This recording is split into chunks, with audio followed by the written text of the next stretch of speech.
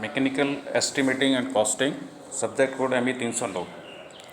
इसका first topic है introduction and objective of estimating.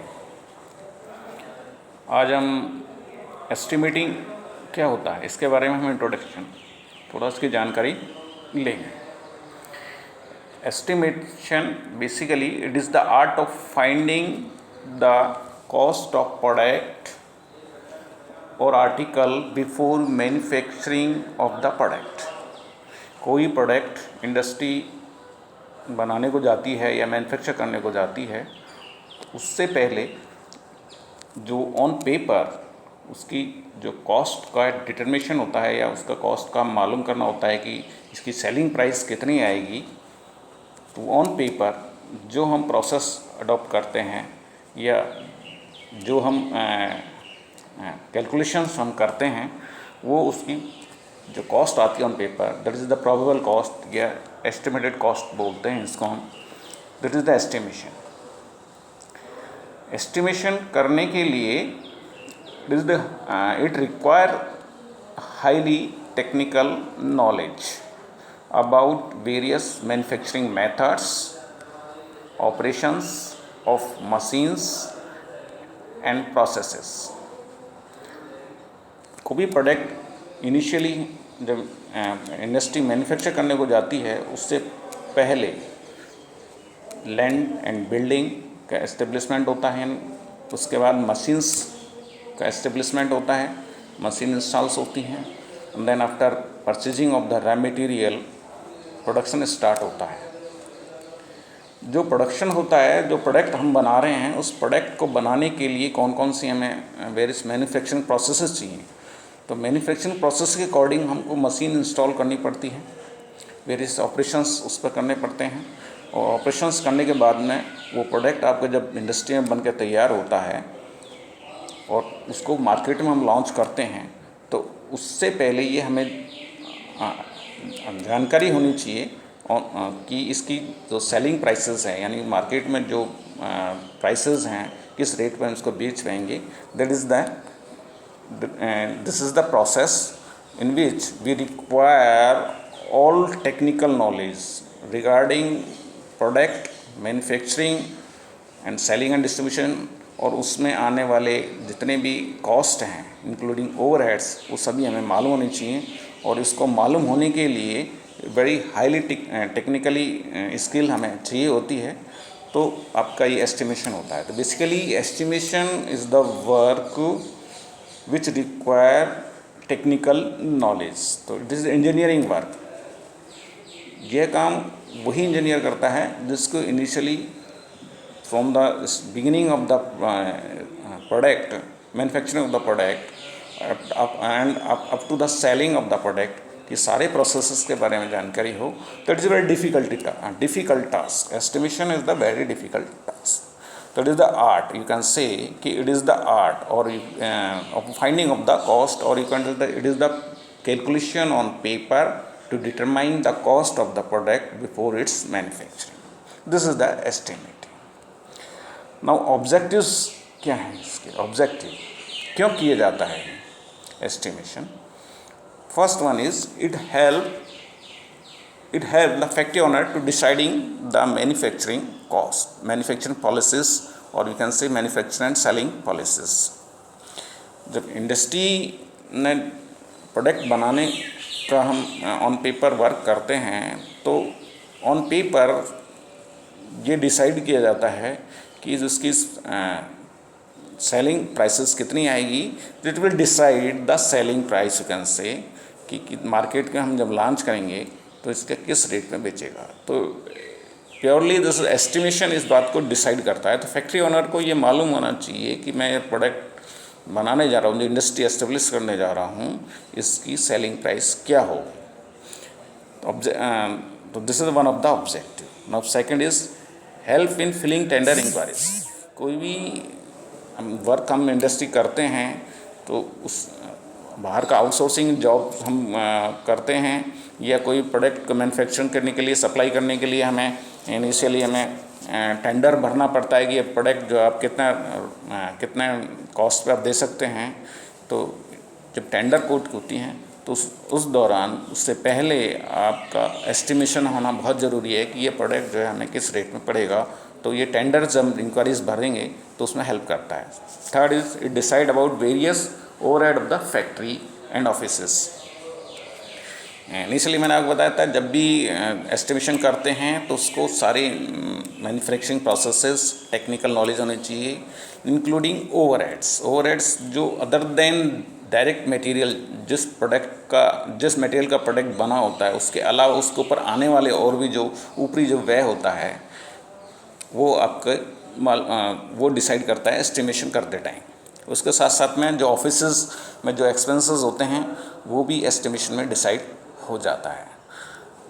Fourth is decide wages of worker की wages का भी इनिशियली डिसाइड होता है, क्योंकि जब भी हम कॉस्ट का कैलकुलेशन करते हैं तो वर्कर्स के वेजेस का उसमें लेबर कॉस्ट के अंदर वर्कर वेजेस का जानकारी होना बहुत ज़रूरी है। तो according to availability of the worker, according to site available on that site की लेबर कितनी अवेलेबल है, उसको कितना हमें पैसा देना पड़ेगा, कितना वेजेस देना पड़ेगा, कितनी सैलरी देनी पड़ेगी, वो हमें सब कुछ मालूम होना चाहिए। तो this is one of the objective कि डिसाइड करेगा कि वर्कर्स को कितना वेजेस हम दे पाएंगे। Next is whether it is particular material and components manufacturing from outside और to be manufacture in the factory. कोई भी जब कंपोनेंट या प्रोडक्ट हम बनाते हैं तो प्रोडक्ट की कॉस्ट हम निकालते हैं, तो कॉस्ट की कंपैरिजन जो है मार्केट से करते हैं कि आउटसाइड द मार्केट जो है हम इसकी जो सेलिंग प्राइस क्या होगी। अब वो यदि आपकी सेलिंग प्राइस मार्केट से ज़्यादा है और मार्केट में उससे कम प्राइसेस अवेलेबल है तो कि इट इज़ नेसेसरी कि आप उससे बेटर ये है कि आप उसको प्रोडक्ट को मार्केट से ख़रीद सकते हैं। तो एस्टिमेशन में ये डिसाइड हो पाता है कि यदि हम इस प्रोडक्ट को बनाएंगे तो हमारी सेलिंग प्राइस मार्केट से अगर ज़्यादा है तो we can purchase from the outside of the market और फ्रॉम द आउटसाइड मार्केट, जिससे कि हमारी कॉस्ट कम हो जाए। जैसे कि जितने भी मोटर व्हीकल मैन्युफैक्चरर्स हैं या आईसी इंजन मैन्युफैक्चरर्स हैं तो कुछ कंपोनेंट्स जो हैं खुद इटसेल्फ बनाते हैं, बाकी का आउटसोर्सिंग करते हैं बाहर के प्रोडक्ट। बिकॉज ऑफ की जो आउटसोर्स से जो आपको लेबर कॉस्ट और जो प्रोडक्ट की कॉस्ट आ रही है वो आपके यहाँ के मैन्युफैक्चरिंग से कम आ रही है, तो वी कैन तो purchase from the outside. This is the one of the major objective of estimation कि we can either we have to purchase the material और कंपोनेंट्स फ्रॉम द आउटसाइड और we have to manufacture. These are the about objectives of the estimation. Now, function of estimating department और an estimator की estimator का कार्य क्या है, क्या करता है एस्टिमेटर बेसिकली ये engineering person, it should be a technically skill, it should be knowledge of latest technologies. इन सभी का एक एस्टिमेटर के लिए, अच्छे एस्टिमेटर के लिए होना बहुत ज़रूरी होता है। तो एस्टिमेटर क्या करेगा? To determine the first is material cost. जो material cost mean direct material cost, indirect material cost, यानी जो भी आती है उस मटेरियल का कॉस्ट का निकालना पड़ता है एस्टिमेटर को initially on the paper. Second is labour cost and wages rate, it will be decide. Material purchase from outside of the market, it will be decide. Cost of tool and equipments, ये भी आपको estimator decide करता है कि कौन कौन से कितने टूल्स जो हैं आप यूज़ में लिए जाएंगे और उन टूल्स की कॉस्ट क्या होगी और कौन कौन से इक्विपमेंट्स हमको ज़रूरत पड़ेगी, वो क्या उनकी कॉस्ट क्या बैठेगी। ये सभी एक एस्टिमेटर जो है के कार्य हैं। Next is overhead charges of the factory offices, selling and distribution access.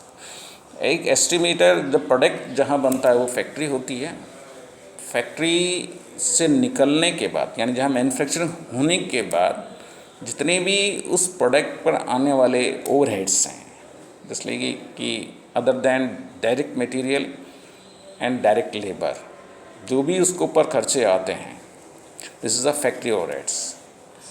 ऐसे ही ऑफिस अगर उस प्रोडक्ट को हम बनाते हैं और उसको मार्केटिंग करने के लिए हम ऑफिसेस लगाने पड़ते हैं या फैक्ट्री प्रेमिसेस को चलाने के लिए उसको ऑफिस इंस्टॉल करना पड़ता है, तो ऑफिसेस के एक्सपेंडिचर्स, सेलिंग एंड डिस्ट्रीब्यूशन, उसको बेचने के लिए और उसको वितरण के लिए जो खर्चे आते हैं वो सब एक एस्टिमेटर डिसाइड करता है। यानी एस्टिमेटर का काम है कि वो बताएगा कि आपको क्या करना है। Selling prices of the product, finally in सभी डायरेक्ट मटेरियल और सभी cost of tool and equipments and overheads सभी प्राइसेस को ऐड करते हुए कि एस्टिमेटर डिसाइड कि वेदर डिटरमाइन कि सेलिंग प्राइस ऑफ प्रोडक्ट क्या होगा, मार्केट में बेचने के लिए उसके विक्रय मूल्य क्या होगा।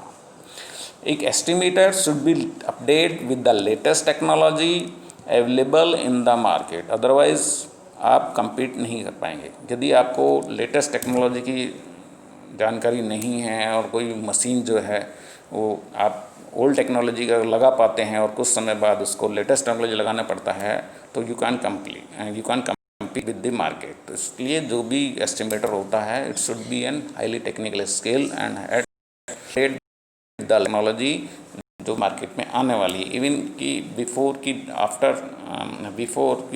2-3 साल में कौन सी टेक्नोलॉजी आने वाली है उसकी भी जानकारी उन्हें होनी चाहिए। साथ में लास्ट जो है help in modification and design of the product.